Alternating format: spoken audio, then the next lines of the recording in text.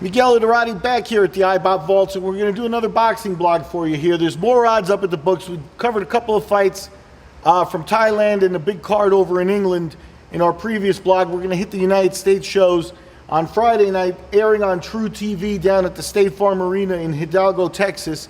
You got a couple of fights there.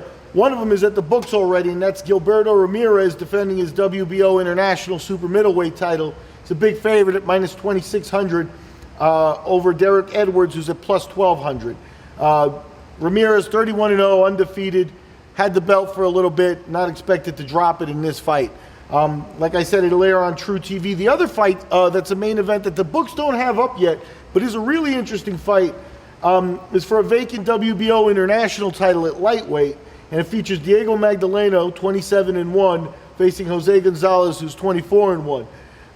This is a title eliminator. The WBO lightweight title was vacated by Terrence Crawford, so the winners here will get matched up with somebody down the line for the belt, for a world title there. So that's what makes that fight interesting. Look for that one to pop up at the books later. Heading over to Saturday night, you got the StubHub Center, and this is the card that's going to air on HBO. Some good fights on this one. Obviously, the main event, Timothy Bradley, favored at minus 330, facing Jessie Vargas, who's at plus 270. The over-under on this one, it's 12 rounds, is at 9.5, with the over paying minus 600 and the under at plus 450. So everybody thinks this one's going the distance, and I think so too. Neither of them are big knockout guys. Both of them are very stylish boxers.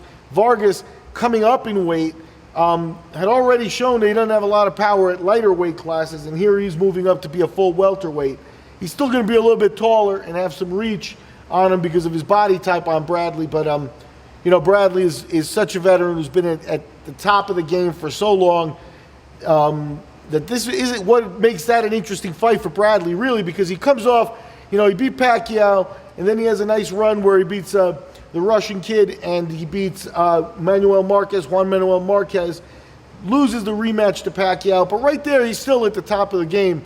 Then his comeback fight, which was the draw in his last outing, really puts up maybe some warning signs. Is Bradley beginning to lose it, or is he just the kind of guy who's got to fight a certain style of aggression, or else he's at risk with the judges because it's not a high intensity style he has. It's very safe. Andre Ward-like almost. At any rate, he's favored there with Vargas. No titles on the line, but the match is very important in the welterweight division. The featherweight 10-rounder in support sees Oscar Valdez a big favorite at minus 2,600 over Ruben Tamayo's at plus 1,200. Like I said, the Bradley fights on HBO. The night before on TruTV, you got the fights out of Texas, and both worth watching. We'll talk to you after the fights.